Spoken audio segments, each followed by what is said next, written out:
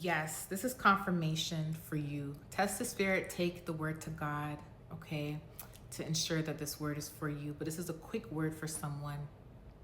They did try to mess with your finances. However, what they did in the moment to mess with your finances, the Lord utilized that as an opportunity to teach you how to surrender to Him. This person that tried to mess with your finances, they know that you are meant to be successful. They know that you are meant to have not a business, but businesses. They know that you are meant to lead. They also know the kind of heart that you have, and they know that you're not a selfish person and that you would give to others. They also know that you would give to them. The problem they have with you is they didn't want you to be the one in that position. They had a problem with it being you. They had no problem watching everybody else on Instagram succeed. They had no problem watching everybody else on TV being successful. They had no problem seeing their coworkers at work elevating. But they had a problem with it being you. And why is that? Because this person was in a secret competition with you. They didn't see everybody else as competition. They saw you as competition. So they tried to ensure that you remained at a certain level and that you would never surpass them. This is someone that tried everything to block your finances, block your opportunities. They tried to smear your name so you wouldn't get opportunities at jobs. They brought your photos and your information to practitioners, many practitioners. They tried to freeze your finances by doing jar spells to put your finances in the freezer.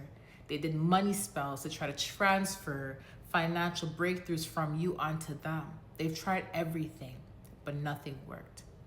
This is someone that wanted to see you on the street. And even if you did end up on the street, they wanted you to stay in this position for a long period of time. They did not want you to elevate. This person knows you have God. This person also knows that the type of favor that you have on your life, you attract luxury.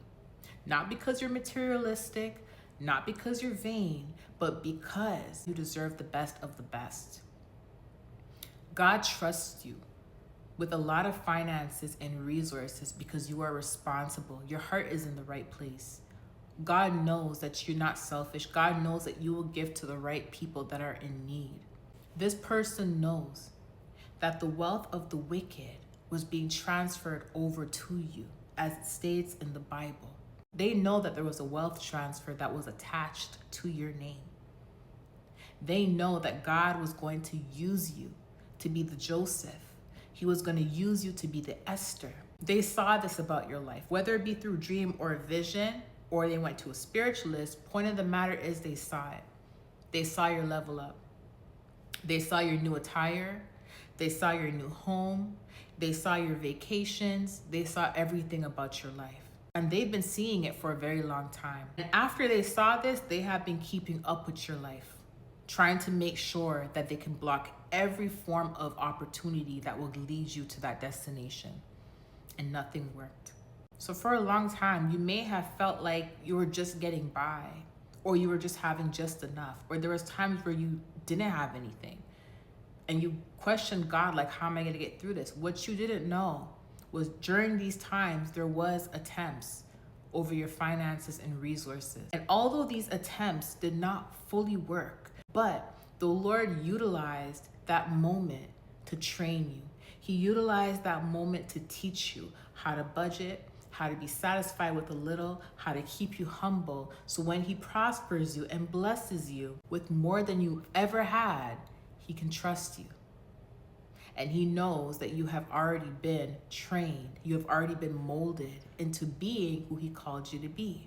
See, this person didn't realize that in the midst of them doing these spells and rituals and smear campaigns, humiliation rituals to block your opportunities and to block your finances from flowing in, what they didn't realize was God utilized that moment to mold you, to train you. What they forgot